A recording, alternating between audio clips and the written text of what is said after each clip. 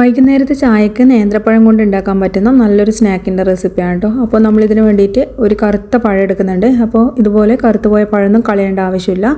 അത് മിക്സീൻ്റെ ജാറിലിട്ടിട്ട് വെള്ളമൊന്നും ചേർക്കാതെ നല്ല പേസ്റ്റ് പോലെ തന്നെ ഒന്ന് അരച്ചെടുത്ത് കൊണ്ടുവരാം. ഇനി നമുക്കിത് ഒരു പാനിലേക്ക് അങ്ങ് മാറ്റി കൊടുക്കാം. അപ്പോൾ ഫ്ലെയിമൊന്നും ഈ ഒരു സമയത്ത് ഓൺ ചെയ്യരുത്. ഇനി ഇതിലേക്ക് നമ്മൾ ഒരു കപ്പ് അരിപ്പൊടി ചേർത്ത് കൊടുക്കുന്നുണ്ട്. ഞാനിതിൽ 3 കൈയിലാണ് കേട്ടോ ചേർക്കുന്നത്. ഒരു കപ്പ് അരിപ്പൊടിക്ക് കണക്കാണ്. ഇനി ഇതിലേക്ക് നമുക്ക് ആവശ്യത്തിനുള്ള ഉപ്പും ചേർക്കാം. അതുപോലെ മിക്സിയിൽ കുറച്ച് വെള്ളവും ചേർത്തിട്ട് ഒന്ന് ഇതിലേക്ക് ഒഴിച്ചു കൊടുക്കുന്നുണ്ട്. അതുപോലെ തന്നെ കുറച്ചധികം തന്നെ വെള്ളം ചേർത്തിട്ട് കട്ടയൊന്നും ഇല്ലാണ്ട് ഇതുപോലെ ഒന്ന് ലൂസാക്കി എടുക്കണം. അതിനുശേഷം നമുക്ക് അടുപ്പത്ത് വെച്ചിട്ട് ഫ്ലെയിം ഓൺ ആക്കിയിട്ട് ചെറിയ തീയിലിട്ടിട്ട് ഇതൊന്ന് കുറുക്കിയെടുക്കണം. അതുപോലെ ഒരു കളറിന് വേണ്ടിയിട്ട് ഒരു നുള്ള് മഞ്ഞപ്പൊടിയും കൂടിയും ചേർത്ത് കൊടുക്കുന്നുണ്ട്. അപ്പോൾ കുറച്ചൊന്ന് ചൂടാകുമ്പോൾ ഇതുപോലെ ഒന്ന് ഒട്ടിപ്പിടിക്കും. ഈ ഒരു സമയത്ത് നിങ്ങൾക്ക് നെയ്യ് ചേർത്ത് കൊടുക്കാം. എന്നിട്ട് നമുക്ക് സാധാരണ നൂൽപുട്ടിനൊക്കെ ആക്കിയെടുക്കുന്നത് പോലെ നല്ലൊരു മാവാക്കി ഇത് മാറ്റിയെടുക്കണം. ഒട്ടലൊന്നും ഇല്ലാതെ നല്ല സോഫ്റ്റ് ആയിട്ടുള്ള ഒരു മാവാക്കി ഇത് മാറ്റിയെടുക്കാം. അപ്പോൾ ഇത്രയും മതിയാകും. ഇനി ഇതൊരു പാത്രത്തിലേക്ക് അങ്ങ് മാറ്റി കൊടുക്കണം. ഇതിൽ തന്നെ വെച്ച് കഴിഞ്ഞാൽ കട്ട പിടിക്കാനുള്ള ചാൻസ് ഉണ്ട്. അതിനുശേഷം നമ്മൾ ഈ ഒരു പാനിലേക്ക് തന്നെ ഒരു 2 കഷ്ണം ശർക്കര ഒന്ന് ഉരുക്കിയിട്ട് ഒഴിച്ചു കൊടുക്കുന്നുണ്ട്. ശർക്കര ഉരുക്കിയിട്ട് അരച്ചിട്ട് മാത്രം ചേർക്കുക. അതൊന്ന് ചൂടാകുന്ന സമയത്ത് നമ്മളിതിലേക്ക് ഒരു 1/4 കപ്പ് മുതൽ 1/2 കപ്പ് വരെ തേങ്ങ ചിരവിയതും ചേർക്കുന്നുണ്ട്.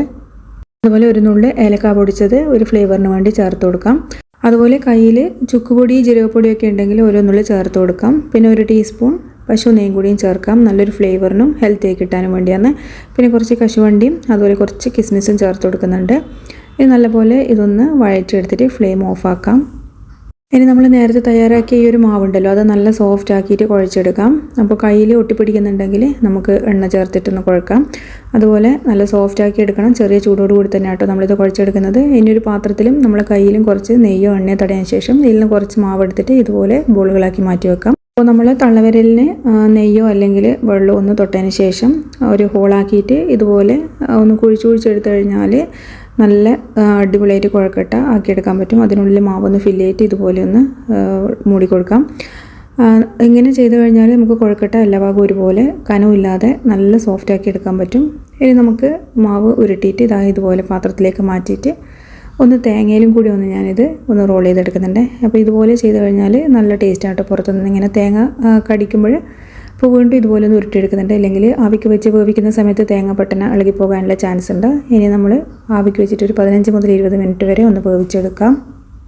അപ്പോൾ നേന്ത്രപ്പഴം വെച്ചിട്ട് നല്ല ടേസ്റ്റി ആയിട്ടും ഹെൽത്തി ആയിട്ടുള്ള നമ്മുടെ പലഹാരം ഇവിടെ റെഡി ആയിട്ടുണ്ട്. വൈകുന്നേരത്തെ ചായക്ക് കുട്ടികൾക്കൊക്കെ ഉണ്ടാക്കി എടുക്കാൻ പറ്റുന്ന നല്ലൊരു റെസിപ്പിയാണ്. അപ്പോൾ ട്രൈ ചെയ്ത് നോക്കിയിട്ട് ഫീഡ്ബാക്ക് പറയാൻ മറക്കരുത്. താങ്ക്